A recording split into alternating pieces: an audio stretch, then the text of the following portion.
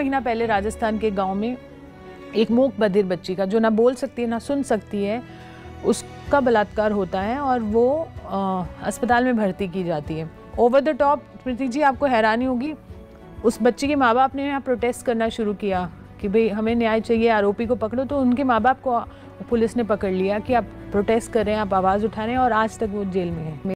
बेहतर समाज बनाने के लिए कई ऐसे लोग हैं जिन्होंने अपनी सुख सुविधा से भरी जिंदगी का त्याग कर खुद को दूसरों के लिए समर्पित कर दिया है। योगिता भयाना भी उन्हीं लोगों में से एक हैं जो लगातार महिला सुरक्षा और रेप पीड़ितों की मदद के लिए काम कर रही हैं। योगिता 14 साल से इस क्षेत्र में सक्रिय हैं।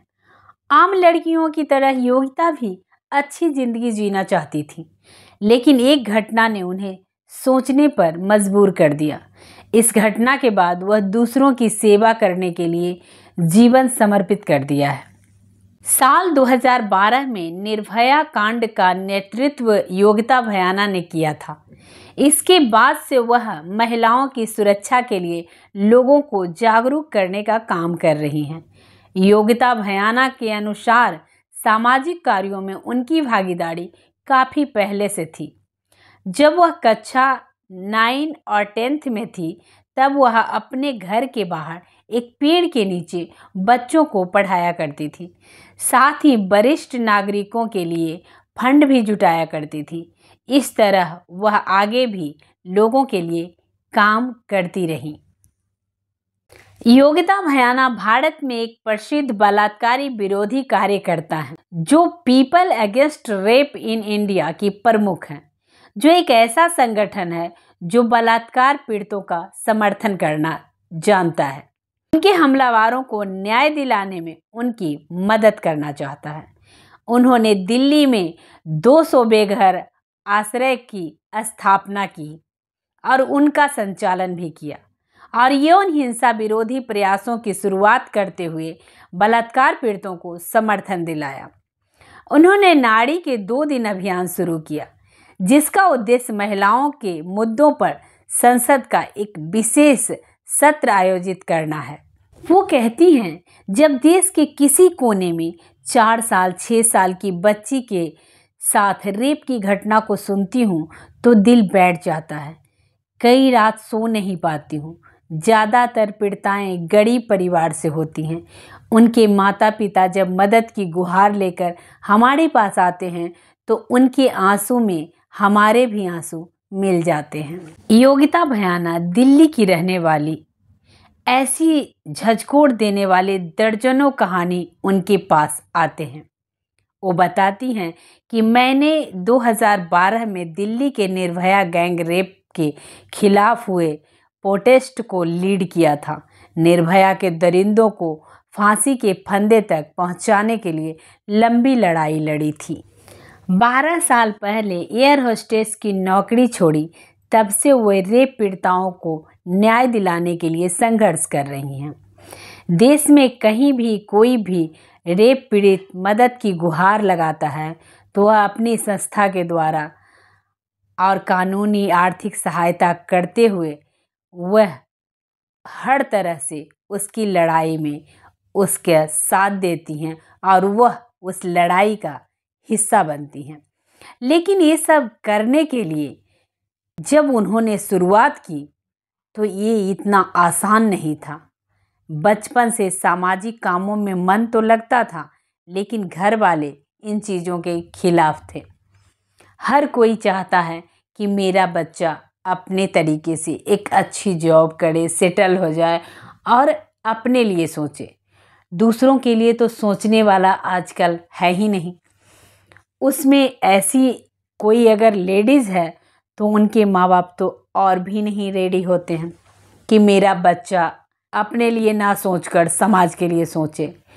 लेकिन इन्होंने तब भी सोचा। 2002 में दिल्ली के मिरांडा हाउस से ग्रेजुएशन करने के बाद एक एयरलाइंस कंपनी में एयर होस्टेस की जॉब लग गई थी। लेकिन घर वालों को जॉब को लेकर भी ऐतराज़ था। दरअसल उनकी फैमिली बिजनेस बैकग्राउंड से है। वहाँ महिलाओं को जॉब करने की मनाही थी। पहले तो उन्हें जॉब करने की मनाही थी, लेकिन जब 2007 में वो जॉब को छोड़कर फुल टाइम सोशल वर्क करना शुरू किया तो भी परिवार वालों ने इसका जमकर विरोध किया। उन्होंने कहना शुरू किया, कौन सेटल जॉब छोड़कर सोशल वर्क करता है, इसमें न पैसा है और न ही बेहतर लाइफ। लेकिन उन्होंने अपने फैसले पर अड़ी रही। आज के ज़माने में जहां हर तरफ सिर्फ स्वार्थ के लिए इंसान जी रहा है, सिर्फ अपने लिए, बस व्यक्तिगत ही इंसान की सोच सीमित हो गई है, वहाँ पे कोई भी पेरेंट नहीं चाहेंगे कि उनके बच्चे अपने के लिए ना करके, अपनों के लिए भी ना करके, पूरे समाज की भलाई के लिए जुट जाए और अपने लिए बिल्कुल ना सोचे, तो हर पेरेंट को दुख होगा। होना नहीं चाहिए, क्योंकि अगर ऐसे लोग नहीं रहेंगे तो समाज कहाँ से रहेगा? उन लोगों की मदद कौन करेगा जिनको इस समाज ने ही दुख दिया है? उसी समाज में कुछ ऐसे लोग होते हैं जो उनकी मदद कर पाते हैं और तभी तो वो आगे बढ़ पाते हैं, हिम्मत जुटा पाते हैं, इस बुरे समाज से लड़ पाते हैं। आसाराम के खिलाफ बोली तो रेप की धमकी मिली थी इनको। एयर होस्टेस का जॉब छोड़ी, निर्भया इंसाफ के लिए जंग लड़ी, ऐसे ही आगे बढ़ती गई। इन्होंने कभी पीछे मुड़कर नहीं देखा, इन्होंने कभी अपने आप को डराया नहीं और ना ही इस समाज से डरी। इन्होंने इस समाज से लड़ने की ठान ली और बस आगे बढ़ती गई। वो करीब 1 दशक से सेक्सुअल वायलेंस और रेप पीड़ितों को न्याय दिलाने के लिए कानूनी लड़ाई लड़ रहे हैं। उनके साथ लॉयर, साइकोलॉजिस्ट सभी जुड़े हुए हैं। 20 मार्च 2020 को निर्भया के दरिंदों को फांसी हुई, लेकिन समाज में इससे जो डर की भावना पैदा होनी चाहिए थी वो नहीं हो पाई, क्योंकि इसके 4 दिन बाद ही कोरोना की वजह से पूरे देश में लॉकडाउन लग गया और एक अलग ही माहौल बन गया। एक चर्चा का जिक्र करते हुए वो अपने आप को एक हताश महसूस करती हैं। सुप्रीम कोर्ट के एक फैसले ने उन्हें बिल्कुल अंदर से तोड़ दिया, हताहत कर दिया। कोर्ट ने छावला गैंग रेप के मामले में फांसी की सजा पाए तीनों आरोपियों को बारी कर दिया। दुखी होकर वो कहती हैं कि कितना भी कर लो, जब तक कानून नहीं बनेगा, जब तक उस पर अमल नहीं किया जाएगा, जब तक उस पर काम नहीं चलेगा, तब तक कोई भी खड़ा हो जाए, हम आप कुछ नहीं कर सकते। लेकिन वो समाज को एक मैसेज देती हैं कि अगर आसपास आपके इर्द गिर्द कुछ ऐसा हो रहा है तो आंख बंद करके मत बैठिए, आप आवाज़ उठाइए, आपकी आवाज़ बहुत दूर तक जाएगी। क्योंकि सोसाइटी में महिलाओं की स्थिति सच में खराब है। इसमें फिल्म इंडस्ट्री का बड़ा हाथ है। बॉलीवुड सॉन्ग्स में महिलाओं को एक वस्तु की तरह परोसा जाता है, जो कि रेप कल्चर को बढ़ावा दे रहा है। हालांकि अब कुछ अच्छी फिल्में बन रही है, लेकिन उनकी संख्या नाम मात्र की है। महिलाओं को सशक्त बनाना न सिर्फ उनका अधिकार है, बल्कि पूरे समाज का कर्तव्य भी है।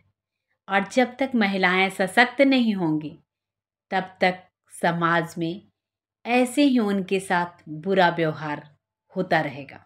हर महिला के सशक्तिकरण से ही राष्ट्र की उन्नति होगी।